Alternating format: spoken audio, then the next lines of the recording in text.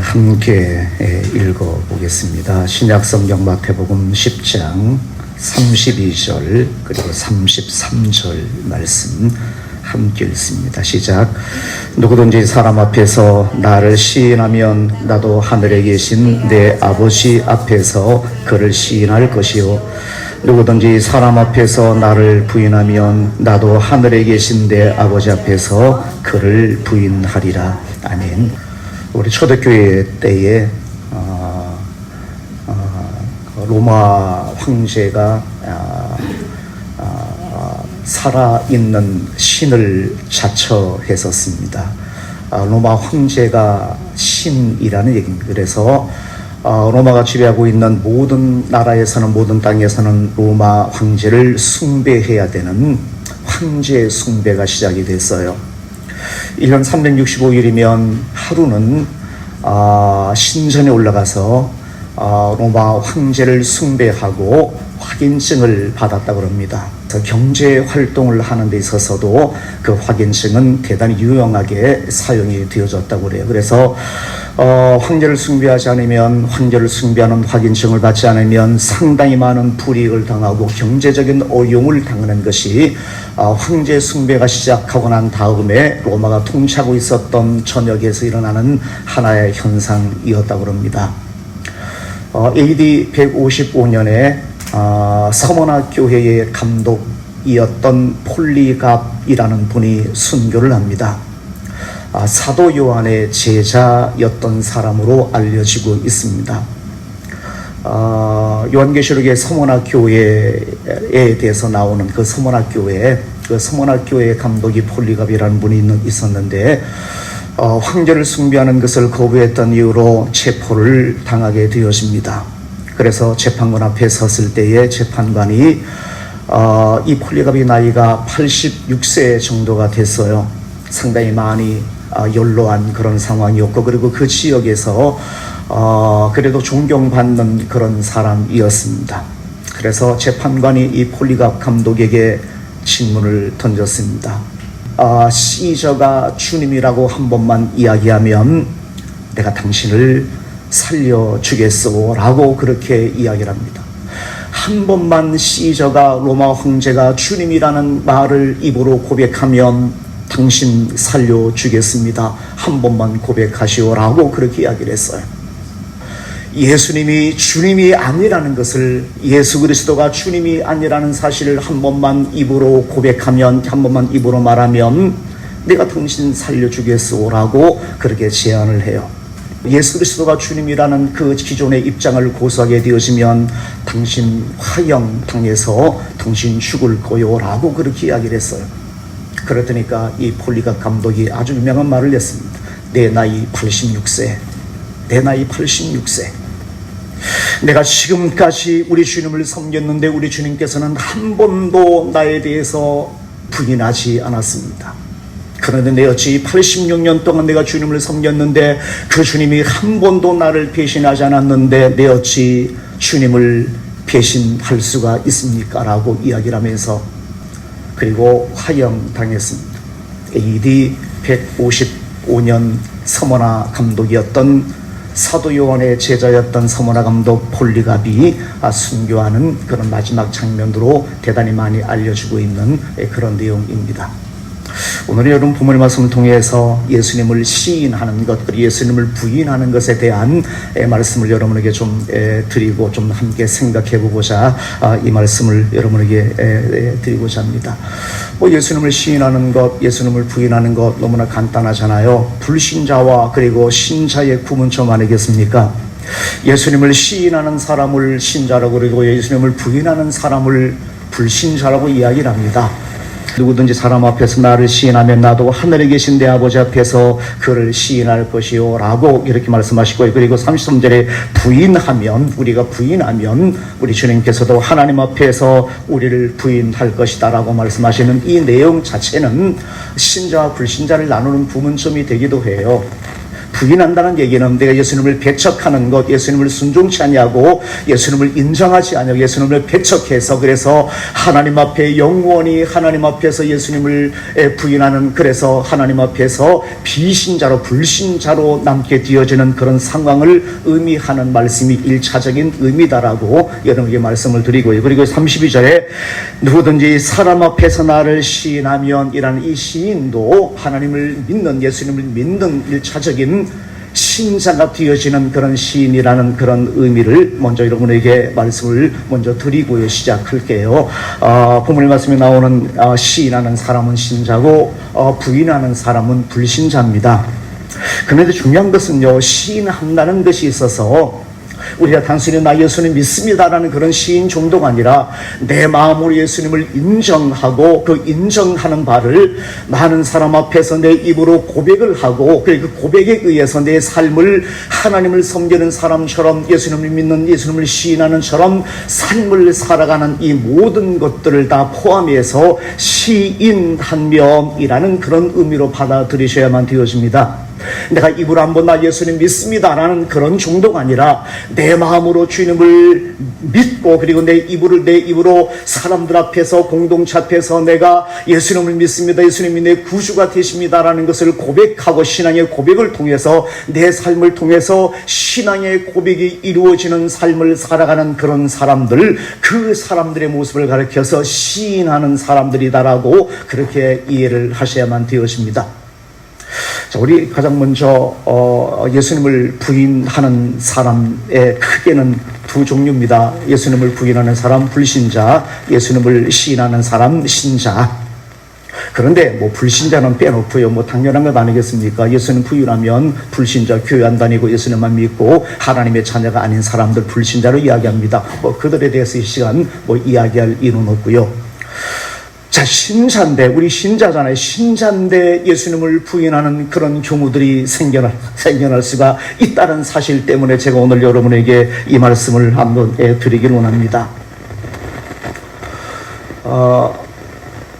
예수님께서 겟세마네 동산에서 기도를 하시고요, 체포를 당하셔서 대제사장에게 끌려가게 되었습니다. 그런데 예수님께서는 대제사장에 끌려가고 그리고 그것이 궁금했던 예수님의 제자 베드로는 그 뒤를 밟아요.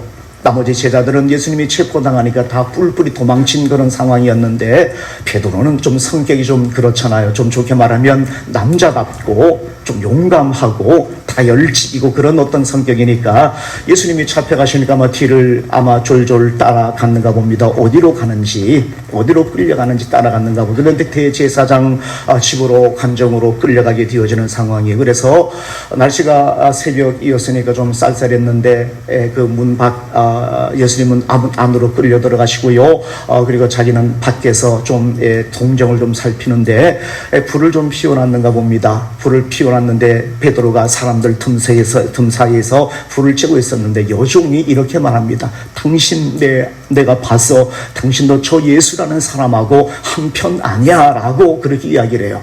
그랬더니까 베드로가 아닙니다, 나 아닙니다, 저 사람 모릅니다 라고 그렇게 이야기해요. 성경에 보시게 되시면 베드로가 예수님을 부인하고 예수님을 저주하고 나 모른다라고 부인했다라고 그렇게 기록하고 있는 내용도 성경 복음서 속에 기록이 되어지고 있어요. 베드로는 여러분 예수님을 따라다녔던 사람, 예수님을 신뢰하는 그런 사람이었어요. 내가 한 번 내 입으로 예수님을 나 모릅니다, 나 예수님을 부인합니다 라고 이야기했지만 그러나 그 사람의 마음속에는 여전히 주님에 대한 믿음이 있었던 사람이 베드로였습니다. 그런데 말로 예수님을 부인하는 그런 상황이 생겨나게 되어져요. 우리 신자들이 문제가 되어지는 것은 우리는 예수님을 근본적으로 부인하는 불신자가 아닙니다. 우리는 신자입니다. 그런데 우리가 문제되는 것은 이 베드로처럼 이런 식의 예수님을 부인하는 그런 경우들이 신앙생활을 하다 보게 되어지면 이런 일이 우리에게 생겨날 수가 있다는 얘기입니다. 베드로식 예수님을 부인하는 그런 경우가 생겨나게 되어져요. 세 경우를 통해서 제가 한번 여러분에게 말씀을 드릴 텐데 여러분은 어떤 쪽에 속하는가라는 거 한번 생각해 보시면 좋겠습니다.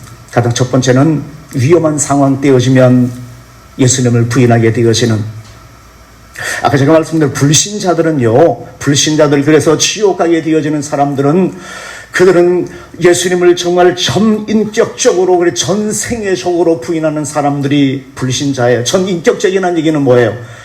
지정의가 인격체라고 그러잖아요. 내 마음으로도 주님을 부인하고, 내 생각으로도 주님을 부인하고, 내 말로도 주님을 부인하고, 내 삶을 통해서도 주님을 부인하는 사람, 이런 상태가 전생애 동안 이어지는 사람들을 가리켜서 불신자라고 그래요. 하나님을 섬기지 않는 사람들, 불신자. 전인격적으로, 그리고 전생애적으로 예수님을 부인하는 사람들, 그들은 불신자입니다. 그런데 예수님을 믿는 우리는 전인격적으로 예수님을 부인하지는 않아요. 이 베드로가 예수님을 나 모릅니다라고 이야기했을 때 그 사람의 마음속에 예수님을 시인하는 마음이 있었어요. 마음으로 예수님을 믿는 마음이 있었는데 위험한 상황이 되어지니까 예수님을 부인하게 되어지는 상황이 되어지잖아요. 예수님을 믿는 사람들이 예수님을 부인하는 경우, 첫 번째 위험한 상황이 내게 찾아오게 되어지면 전 이건 솔직히 이해가 돼요. 순교하는가 순교하지 않는가라는 그런 상황이 내게 발생할 수 있으니까, 우리나라 옛날 일제시대 때도 그런 상황이 연출이 됐었고요, 한국전쟁 당시에서도 북한 공산당들이 남한으로 쳐들어와서 교회를 뭔가 신자들을 죽였던 그런 일들은, 핍박을 받았던 그런 일들은 대단히 유명한 그런 일이잖아요. 이해가 돼요. 우리 옛날에 부흥 강사님이 이런 이야기 많이 했잖아요. 이 공산군이 쳐들어와서 신자들을 다 교회로 집합시켜 놓고 벽에 걸렸던 예수님의 그림 같은 예수님의 사진들을 우리가 알려주고 있는 그 그림을 딱 가져오더니 밖에 바닥에 딱 던져놓고 교인들 일렬로 서서 침을 뱉거나 밟고 지나가라고 그렇게 이야기했던 그런 이야기들. 밟으면 살려주고 안 밟으면 침을 안 뱉으면 죽이겠다고 위협해서 그렇게 위협했던 그런 일들, 그런 일들 옛날 부흥사님들이 간간히 그런 이야기를 했어요. 그래서 모든 교인들이 예수님을 사진을 다 밟고 지나가는데, 그 침을 뱉고 지나가는데 어떤 주일학교 아이가 예수님의 사진을 들고 예수님의 사진을 들고 자기 옷소매로 닦았다라는, 그래서 이 아이만 살고 나머지는 다 죽였다라는 그런 이야기들을 우리 옛날에 이런 부흥 강사님들에 대한 이야기 많이 했어요. 이해가 되잖아요. 이런 상황은 저도 이해가 돼요. 내 마음으로 주님을 부인하는 건 아닌데 너무나 상황이 위험하니까, 내 생명에 위협을 느끼는 그런 상황이니까 순간적인 판단으로, 순간적으로, 일시적으로 주님을 부인한다라고 내 입으로 아니면 내 행동으로 뭔가 보일 수 있는 위험성은 우리에게 여전히 있는데, 이런 정도는 저도 충분히 이해가 돼요. 이렇다고 해서 다 예수님 배교하고 예수님 떠나서 이 사람들 지옥 간다고 이야기하면 이건 좀 지나친 그런 이야기예요. 제가 아까 말씀드렸잖아요. 지옥 가게 되어지는 불신자는 전인격적으로, 그리고 전생애적으로 예수님을 부인하는 사람들이 지옥 가는 사람들입니다. 내 마음과 내 생각과 내 말과 내 모든 행동의 삶이 주님을 부인하는 이런 경우가 전생에, 내 일생에 이어지게 되어지면, 끝내는 주님을 안 믿게 되어지면 그들이 지옥 가게 되어지는 것이지, 이 베드로처럼 순간적인 위협 때문에 내가 어떤 내 입으로 주님을 부인하게 되어지는 이런 경우들이 신자들 사이에 있을 수가 있다는 얘기입니다. 근데 요즘 우리나라 같은 경우는 이런 경우는 거의 없잖아요. 생명의 위협을 느끼거나 아니면은 엄청난 위협을 누가 가해서 너 예수님 믿을래 안 믿을래라고 이야기하는 그런 시대는 우리 지금 이 편안한 이 시대에 좀 있을 수가 없습니다. 이런 경우가 한 경우. 두 번째는, 이것보다는 생명의 위협보다는 좀 더 느슨한 경우인데, 내가 손해를 보거나 창피한 일이 내가 생겨나게 되어지면 예수님을 부인하는 그런 경우들이 우리에게 찾아올 수가 있어요. 내가 하나님을 섬기며 예수님을 믿는다라고 내가 고백하고 이야기하면 상당히 내가 불이익을 당하거나 아니면 창피한 그런 일이 발생할 수 있는 그런 상황이 내게 찾아오게 되었으면, 우리는 의도적으로 나 예수님 안 믿습니다, 나 교회 안 다닙니다, 나 예수님 몰라요 라고 그렇게 소리칠 수 있는 가능성이 우리 시대, 우리에게도 여전히 이런 문제들이 찾아올 수가 있다는 이야기입니다. 그렇다고 해서 이 사람이 다 지옥 간다는 얘기는 아닙니다. 베드로식 예수 부인하는 그런 경우예요. 아까 제가 말씀드렸던 지옥 가는 사람들은 전인격적으로, 전생애적으로, 지속적으로, 그리고 끝내 죽을 때까지 주님을 부인하는 그런 사람들이 지옥 가는 사람이고, 이거는 신앙적인 신앙을 갖고 있는 사람들이 순간적인 그런 판단에 의해서, 순간적인 어떤 잘못된 판단에 의해서 우리가 그렇게 행동하게 되어지는 그런 경우들이에요. 이런 경우들 많이 있어요. 예. 내가 하나님을 섬기는 사람이라고 내 입으로 얘기하면, 내가 예수님을 믿는 사람이라고 내가 이야기하면 불신자 친구들 내지는 내 주변에 있는 사람들이 나를 놀리고, 너도 교회 다니냐라고 나를 놀리고, 그래서 뭔가 자기들과 어울리는 그 공동체에서 뭔가 따돌림을 당하게 되어지는 그런 일들도 있고, 개인인지 모르게 많은 사람이 안 믿는 사람이 둘러싸여 있는데 내 혼자 예수님 믿는다고 이야기하면 사람들이 놀리고, 그래서 뭔가 창피하고 부끄러워지는 그런 상황이 내게 생겨나게 되어지니까, 아니 내가 사업을 하는데 예수님 믿는 사람이라고 이야기하면 뭔가 사업상 불이익을 당하게 되어지고, 어떤 문제가, 어떤 사건이 터졌는데 내가 예수님 믿는다고 이야기하면 내가 더 손해볼 것만 같은 그런 일이 내게 생겨나게 되어지면, 순간적인 판단으로 나 예수님 안 믿습니다, 나 예수님 몰라요 라고 이야기할 수 있는 그런 가능성이 우리의 생활 속에서도 일어날 수 있는 위험한 그런 부분 중에 한 부분이라는 이야기입니다. 홀리갑 감독에 대한 이야기 여러분에게 드렸잖아요.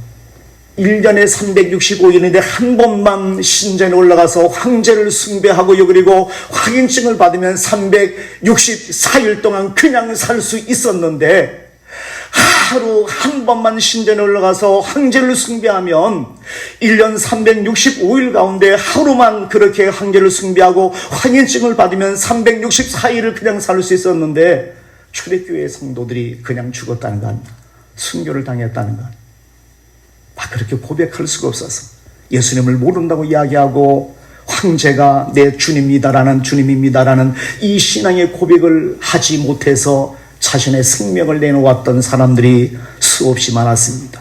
우리는 그들을 가리켜서 순교자라고 그렇게 이야기를 합니다.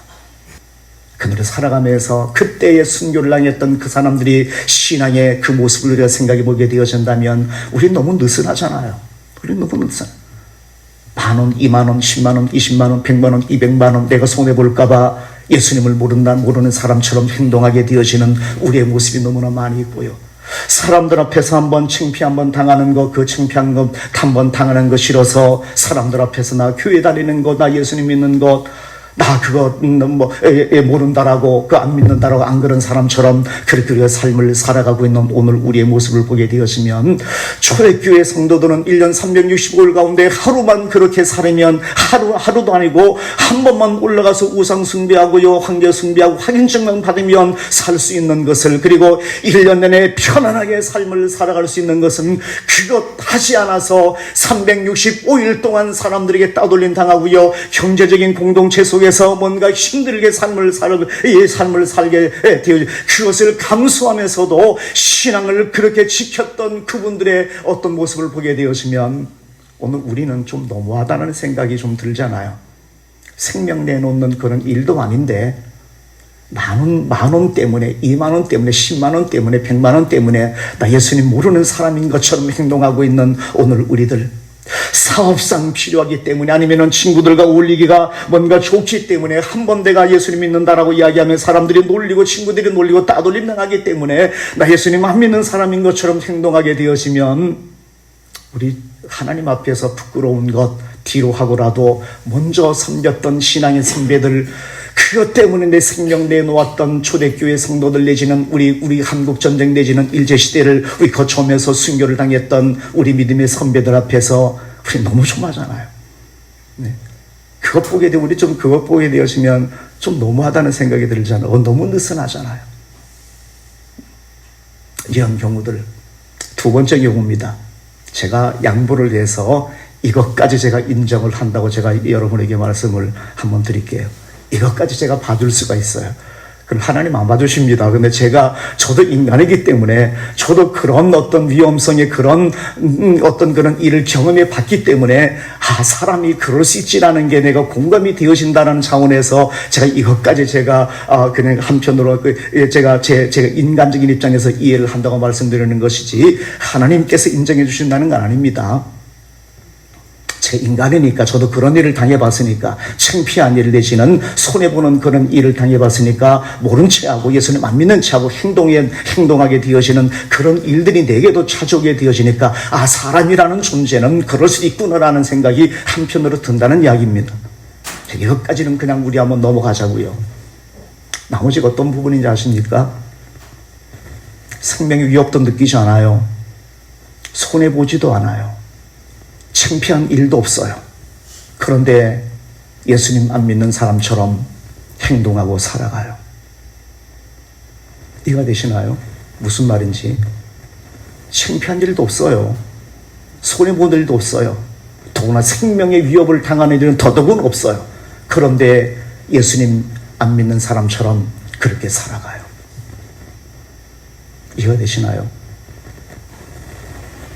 이 말씀을 여러분에게 드리기 위해서 오늘 제가 이 말씀을 여러분에게 선택했어요. 맞잖아요. 우리 아닙니까? 여러분 아닙니까? 전 내 같아요.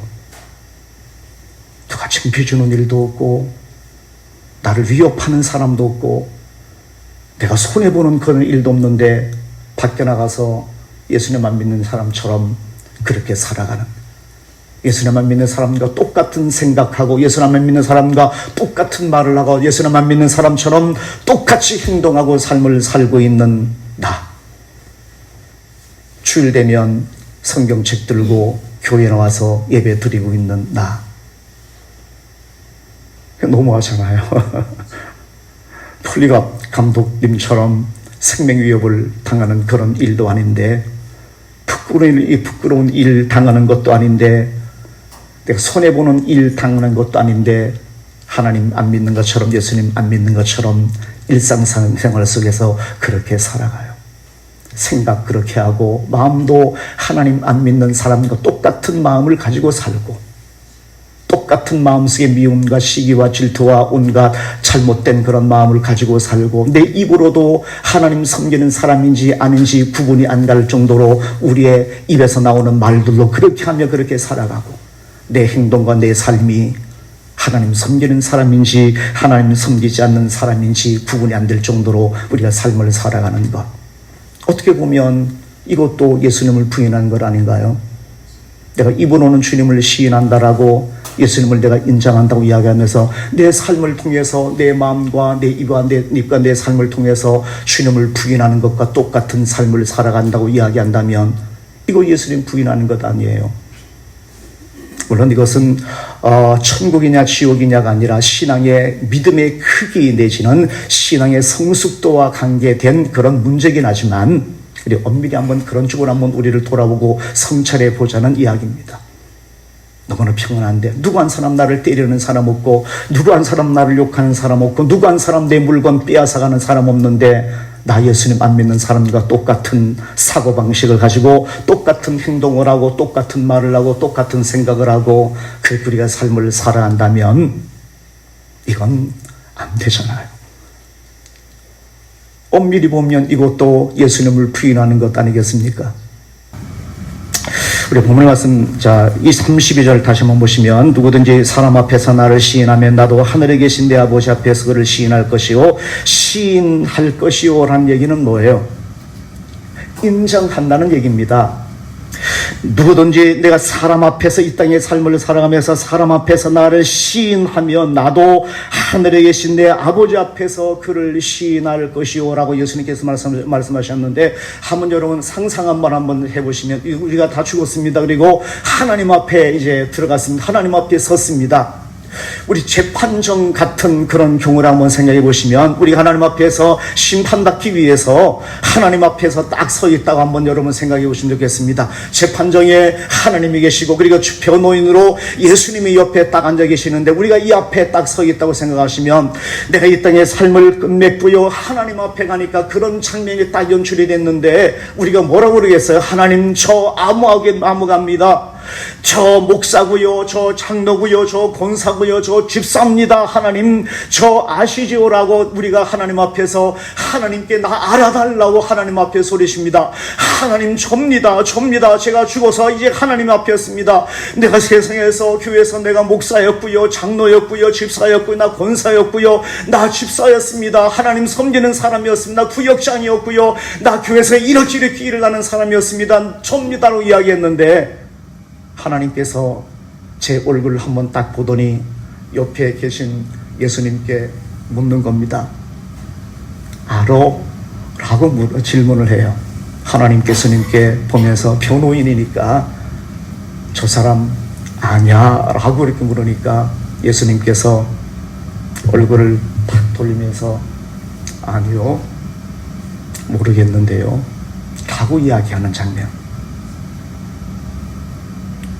오늘 말씀, 누구든지 사람 앞에서 나를 시인하면 나도 하늘에 계신 내 아버지 앞에서 그를 시인할 것이고, 누구든지 사람 앞에서 나를 부인하면 나도 하늘에 계신 내 아버지 앞에서 그를 부인하리라고 말합니다.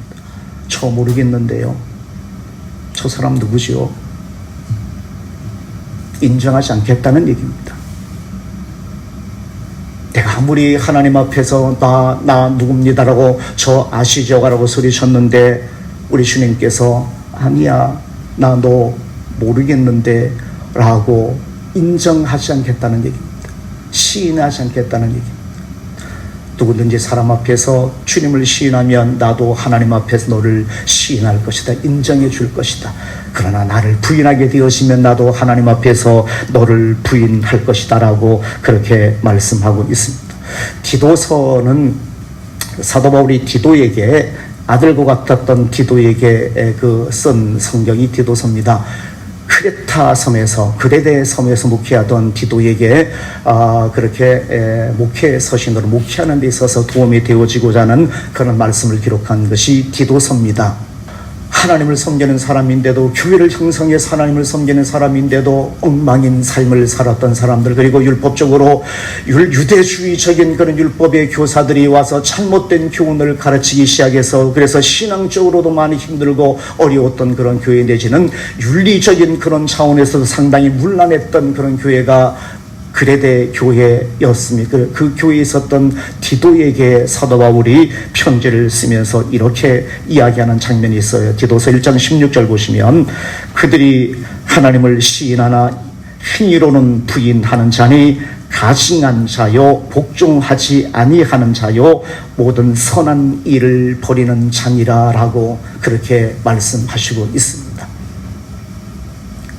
내가 입으로만 시인하는 것뿐만 아니라 내 삶을 통해서 시인해야 된다는 겁니다. 그래서 제가 말씀드렸잖아요. 시인한다는 얘기는 내가 단순히 입으로 나 예수님 믿는다라는 것이 시인의 정도가 아니라 내 마음으로 예수님이 내 주님 되십니다, 내가 예수님 믿으면 나 구원받습니다, 주님은 그리스도시고 예수님은 메시아십니다, 예수님이 내 모든 죄와 내 모든 허물을 다 용서하시고 예수님께서 나를 하나님의 자녀 삼아 주셨습니다 라는 이 신앙의 고백의 마음을 가지고 공동체 앞에서, 사람들 앞에서 나 예수님 믿는다라고 고백하는 거예요. 침례 받는 이유, 침례 안 받아도, 세례 안 받아도 구원 받습니다. 침례 안 받아도, 세례 안 받아도 구원 받아요. 침례 받고 세례 받아도 구원 못 받는 사람은 못 받습니다. 이건 단순히 외적인 내 신앙의 고백의 표시예요.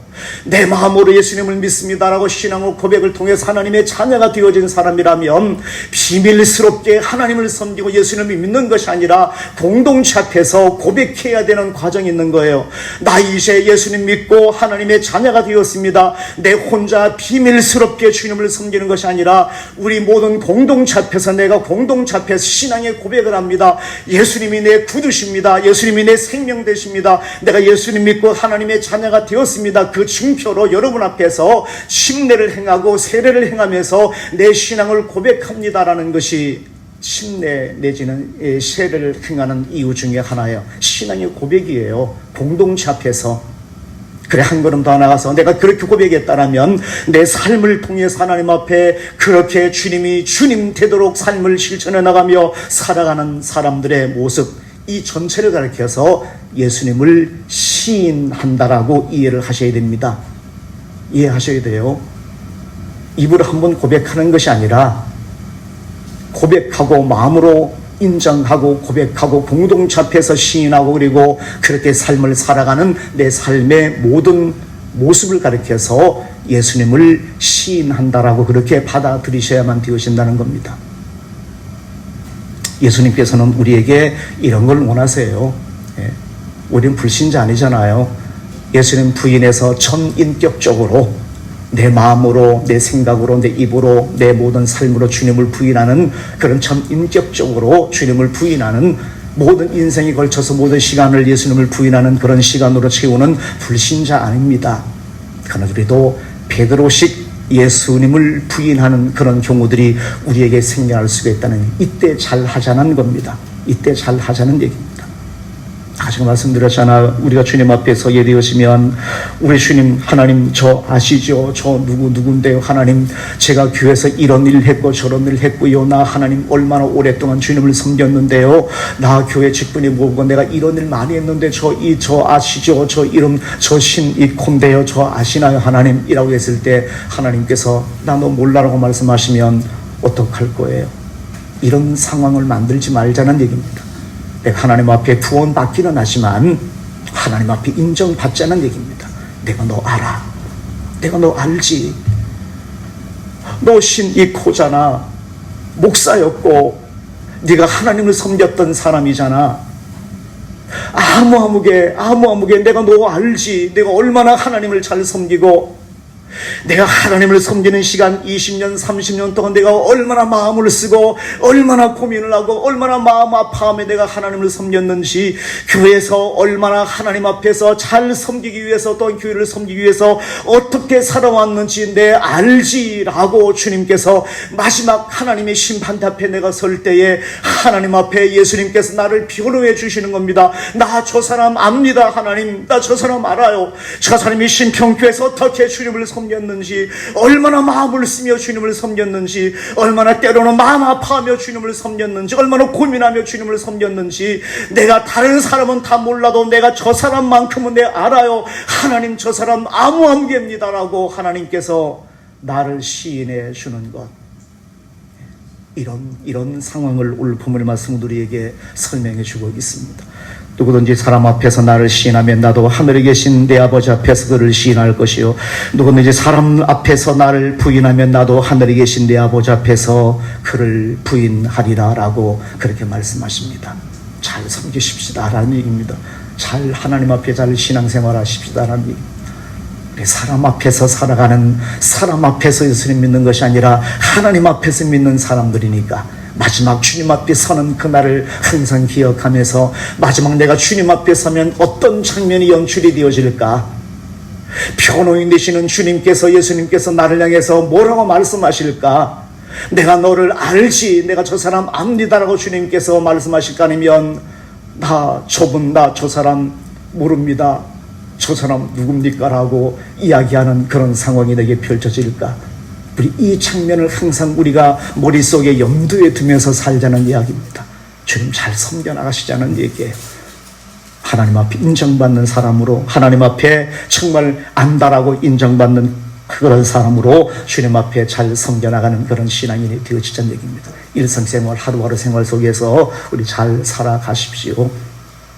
우리가 불신자는 아니라서 지옥 가는 사람은 아니지만 베드로처럼 순간적인, 아니면 우리가 무신경하게 살다가 주님을 부인하는 것처럼 살아갈 수 있는 그런 신앙인이 되어줄 수 있으니까 그런 상황 만들지 말고 하나님 최선 다해서 섬기고 주님 앞에 영광 돌리는 그런 하나님의 사람이 되어지기를 주님의 이름으로 축원을